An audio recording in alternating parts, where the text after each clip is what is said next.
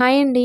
Cup అటుకులతో మురుకులు ఇలా చేసేసుకోండి. చాలా టేస్టీగా గుల్లగా బాగా వస్తాయి. పిల్లలు చాలా ఇష్టంగా తింటారు. దీనికోసము ప్యాన్ పెట్టుకొని ప్యాన్ హీట్ అయ్యాక ఒక కప్పు అటుకులు, అరకప్పు పుట్నాల పప్పు వేసుకొని దోరగా వేయించుకొని మిక్సీ జార్లోకి తీసుకొని పొడి పెట్టేసుకోవాలి.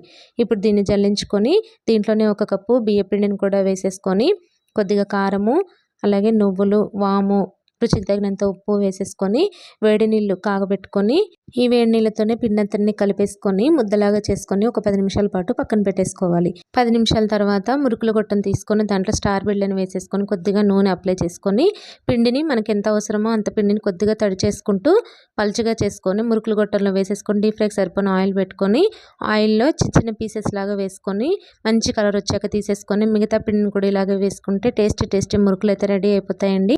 మీరు కూడా తప్పకుండా ట్రై చేయండి. Thank you for watching. Video నచ్చితే లైక్ చేయండి.